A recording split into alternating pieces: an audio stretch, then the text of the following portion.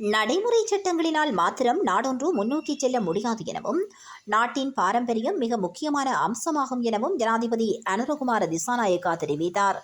இலங்கை பௌத்த மதத்தின் அடிப்படையில் கட்டியெழுப்பப்பட்ட பாரம்பரியத்தினூடாக சிறப்புக்குரிய பணியை ஆற்றியிருப்பதாகவும் அந்த பாரம்பரியத்தை பாதுகாத்து எதிர்கால சந்ததிகளிடம் பாதுகாப்பாக கையளிக்க வேண்டியது அனைவரினதும் பொறுப்பாகும் என்றும் ஜனாதிபதி தெரிவித்தார். இலங்கை ராமணிய பீடத்தின் 74வது உப சம்பாதா அரச நிகழ்வை நடாத்துவது தொடர்பில் ஜனாதிபதி அலுவலகத்தில் நேற்று நடைபெற்ற கலந்துரையாடலின் போதே ஜனாதிபதி அனுரகுமார திசாநாயக்கா இந்த கருத்தை தெரிவித்தார். பௌத்த மதத்திற்குள் காணப்படும் முக்கிய நிகழ்வான உபசம்தா நிகழ்வின் வரலாற்று முக்கியத்துவத்தை இதன்போது நினைவு கூர்ந்த ஜனாதிபதி, உபசம்தா முறை தடைப்படுவது முழு பௌத்த அமைப்பினதும் சிதைவாக அமையும் என்றும் இந்த வரலாற்று பாரம்பரியத்தை பாதுகாத்து கௌரவத்துடன் முன்னோக்கி கொண்டு செல்ல வேண்டும் எனவும் தெரிவித்தார்.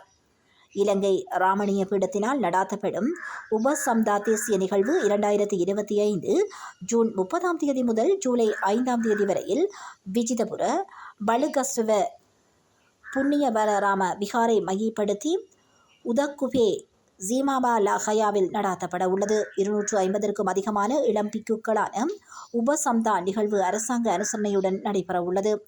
இலங்கை ராமணிய மகாபீடத்தில் 2 வருடங்களுக்கு ஒருமுறை நடாத்தப்படும் உபசம்தா நிகழ்வு ஒரு கௌரவ நிகழ்வாக அரசாங்கத்தினால் கருதப்படும் நிலையில் அதற்கு அவசியமான வசதிகளை தயக்கமின்றி செய்து கொடுக்குமாறு ஜனாதிபதி இதன்போது அதிகாரிகளுக்கு வலியுறுத்தினார். பௌத்த மத பாரம்பரியத்தை பாதுகாப்பதனூடாக சமூக மறுமலர்ச்சியை ஏற்படுத்தலாம் என்றும் இவ்வாறான மத நிகழ்வுகளை நடாத்துவதன் மூலம் சமூகத்தின் மறுமலர்ச்சியை மேலும் வலுப்படுத்தலாம் என்றும் ஜனாதிபதி அனுரகுமார திசாநாயக்கா இதன்போது தெரிவித்தார்.